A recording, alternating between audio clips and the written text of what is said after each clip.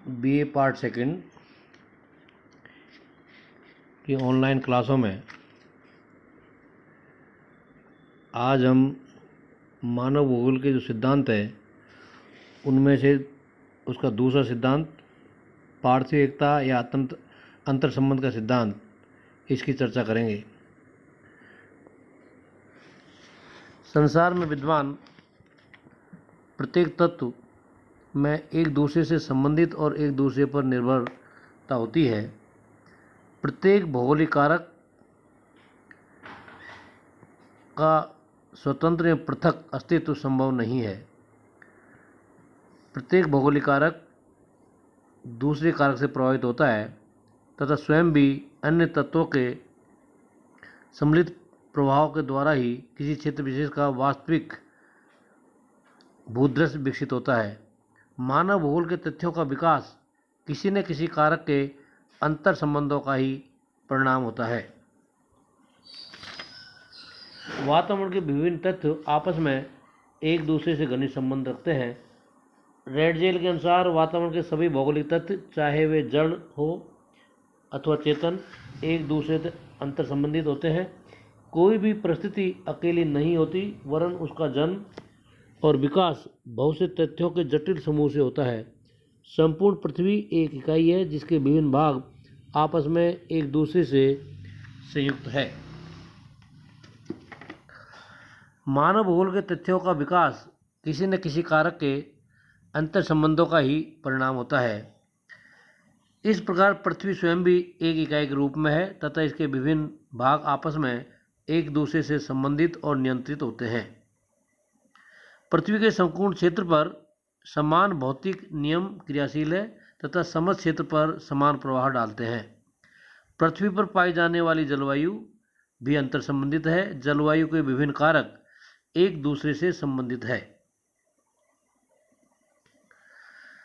German भूगोलवेत्ता Frederick Ratzel ने अपनी पुस्तक एंथ्रोपोजोग्राफी में पार्थिव एकता के सिद्धांत पर सर्वाधिक बल दिया था। उनके अनुसार मानव भूगोल के दृश्य पार्थिव एकता से संबंधित है और केवल उसी के द्वारा समझाए जा सकते हैं। प्रत्येक स्थान पर भौगोलिक दृश्य वहाँ के वातावरण से संबंधित है और वातावरण स्वयं भौगोलिक दशाओं का एक योग है। उन्होंने अपनी पुस्तक में लिखा कि भूपटल पर मानवीय क्रियाओं का अध्ययन भौगोलिक वातावरण के संदर्भ में किया जाता है। इस अध्ययन में पृथ्वी के विभिन्न तत्वों के पारस्परिक संबंधों पर बल दिया जाता है। रेडजेल की शिष्या कुमारी एलन चर्चिल सैंपुल ने अपनी पुस्तक में पार्थिव एकता के सिद्धांत को महत्वपूर्ण स्थान दिया है। उनके अनुसार मानव के विभिन्न क्रियाकलापों का अध्ययन वैज्ञानिक रूप में उस पृथ्वी के बिना नहीं किया जा सकता जिस पर खेती करता है, यात्राएं करता है तथा समुद्री व्यापार करता है। हम्बोल्ट ने इस सिद्धांत का पक्ष लेते हुए कहा कि पृथ्वी के धरातल पर निर्मित किसी भी भूदृश्य के निर्माण में वनस्पति का महत्वपूर्ण स्थान होता है। हम्बोल्ट ने अपनी पुस्तक कॉस्मोस में पृथ्वी को एक जैविक तथा अविभक्त इकाई मानते हुए लिखा है कि संपूर्ण प्रकृति में एक ध्रुव से दूसरे ध्रुव तक एक ही आत्मा व्याप्त है। एक ही जीवन पत्थर, पौधों, जानवरों और यहाँ तक कि स्वयं मनुष्य में भी प्रेस लिए हुए होता है। विडाल डेला ब्लास एवं जीन ब्रूस ने इस बात पर अधिक बल दिया है कि किसी स्थान विशेष में निवास करने वाले समस्त जीवधारी, वनस्पति, जीव जंतु तथा मनुष्य आदि में एक पारस्परिक संबंध होता है। ब्लास ने अपनी पुस्तक एजेंट में कहा है कि एक देश के राजनीतिक मानचित्र का अध्ययन वहाँ के प्राकृतिक मानचित्र के साथ किया जाता है। यह मानचित्र एक दूसरे को स्पष्ट करते हैं और प्रत्येक पूरक दूसरे मानचित्र रेखा चित्र होते हैं जो उस प्रदेश के भूविज्ञान, जलवायु, सांख्यिकी से संबंधित होते हैं। जीन ब्रूस ने पार्थिव एकता के सिद्धांत का पक्ष लेते हुए कहा कि विभिन्न शक्तियां एक दूसरे पर केवल निश्चित दशाओं में ही कार्य नहीं करती है और न ही वे केवल कुछ निश्चित तथ्यों में पारस्परिक क्रिया का प्रयास करती है, बल्कि विभिन्न दशाओं के अंतहीन अंतर संबंधों के कारण ये सभी शक्तियाँ परस्पर घनिष्ठ रूप में बंधी हुई होती है।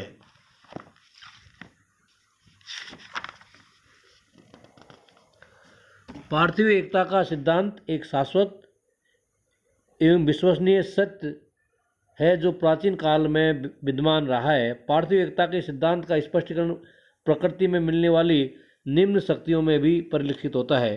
नंबर 1, जलवायु प्रदेश के निर्धारण में नदियों द्वारा बनाए गए मैदान,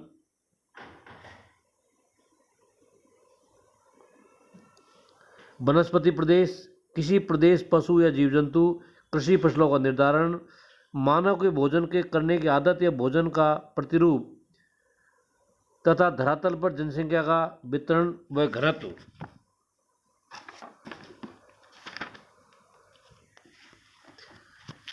जैसे जलवायु प्रदेश के निर्धारण में सूर्य ताप की उपलब्धता, प्रदेश की आकांक्षी स्थिति, पृथ्वी की गति, सूर्य की किरणों का तिरछापन तथा धरातल की समुद्र तल से ऊंचाई, समुद्र से दूरी आदि कारकों की संयुक्त भूमिका होती है। नंबर 2, नदियों द्वारा बनाए गए मैदान, नदी के बहाव, ढाल, पर्वत श्रृंखला, अपक्षय, अपर्दन क्रिया, नदी में जल की उपलब्धता, चट्टानों की प्रकृति आदि पर निर्भर है। नंबर 3, वनस्पति प्रदेश जलवायु तथा धरातल पर मिट्टियों के संयुक्त प्रभाव से निर्मित होते हैं। नंबर 4, किसी प्रदेश में किस प्रकार के पशु पाले जाएं, यह धरातल, जलवायु, मिट्टी एवं वनस्पति तथा मानव मिलकर निर्धारित करते हैं। नंबर 5, कृषि फसलों का निर्धारण, वर्षा, तापमान, धरातल, मिट्टी, सागर से दूरी, मानव के भोजन करने की आदत तथा बाजार आदि के द्वारा होता है। नंबर 6, मानव के भोजन करने की आदत या भोजन का प्रतिरूप, क्षेत्रीय वनस्पति, जीव जंतु, संसार से दूरी तथा समाजों में आपसी संपर्क के यौगिक प्रभाव द्वारा निर्धारित होता है। धरातल पर जनसंख्या का वितरण व घनत्व, ये 7वां पॉइंट है। इसके अंतर्गत जैसे क्षेत्र की भूमि, धरातल, जल की उपलब्धता, जलवायु, वनस्पति, कृषि संगठन, उद्योग और व्यापारिक गतिविधियाँ संयुक्त प्रभाव का परिणाम होती है। अर्थात ये सभी तत्व पृथ्वी के पार्थिव एकता के सिद्धांत को प्रमाणित करते हैं। विभिन्न तत्व इस बात को स्पष्ट करते हैं कि पृथ्वी हमें विभिन्न रूप में दिखाई देती है, लेकिन इसमें सभी तत्व एक दूसरे से या परस्पर जुड़े हुए रहते हैं। अर्थात अगर हम संसार में जहाँ भी जाएंगे, सभी प्रकार के जीव और वनस्पति वहाँ की जलवायु और वहाँ के वातावरण से अंतर संबंधित होते हैं। वातावरण के अनुसार उनमें कुछ परिवर्तन देखा जा सकता है, लेकिन वे एक दूसरे से मिलकर ही विकसित होते हैं। अर्थात पृथ्वी पर हम वनस्पति और जीव जंतुओं को जो देखते हैं तो उनमें बहुत घनिष्ठता पाई जाती है, और यह घनिष्ठता ही पार्थिव एकता के सिद्धांत को प्रतिपादित करती है। पार्थिव एकता का सिद्धांत एक शाश्वत और विश्वसनीय सत्य है जो प्राचीन काल में विद्यमान रहा है, और पार्थिव एकता के सिद्धांत को हम विभिन्न उदाहरणों से समझ चुके हैं। इस सिद्धांत का सार यह है कि वातावरण के सभी तत्व, वे प्राकृतिक हो या सांस्कृतिक, एक दूसरे से संबंधित होते हैं तथा एक दूसरे से प्रभावित होते हैं तथा एक दूसरे को प्रभावित करते हैं, जो पार्थिव एकता के सिद्धांत की व्याख्या करते हैं। वर्तमान समय विश्व महामारी कोरोना से प्रभावित है। ऐसे समय में विद्यार्थियों के हित को ध्यान में रखते हुए महाविद्यालय स्तर पर PDF और ऑनलाइन क्लासों के माध्यम से पढ़ाया जा रहा है। अतः सभी छात्र छात्राओं से अनुरोध है कि वो जो आपको PDF उपलब्ध कराए जा रहे हैं विभिन्न विषयों के, उनको निकाल करके पढ़ें और जो ऑनलाइन क्लासें पढ़ाई जा रही है उसको ऑनलाइन पढ़ें, और किसी प्रकार की कोई समस्या हो पढ़ाई से संबंधित तो संबंधित टीचर से आप संपर्क कर सकते हैं। तो इस तरह की स्थिति में हमारा प्रयास ये रहेगा कि हम जो है सभी जो पेपर्स है, फर्स्ट पेपर आर्थिक मानव भूगोल तथा दूसरा पेपर राजस्थान का भूगोल, इसको हम क्रम से यूनिट बाय यूनिट पढ़ाते जाएंगे ताकि छात्र छात्राओं का अध्ययन से संबंधित किसी प्रकार का नुकसान ना हो। सभी छात्र छात्राओं से अनुरोध है कि जब तक आवश्यक कार्य ना हो घर से बाहर ना निकलें,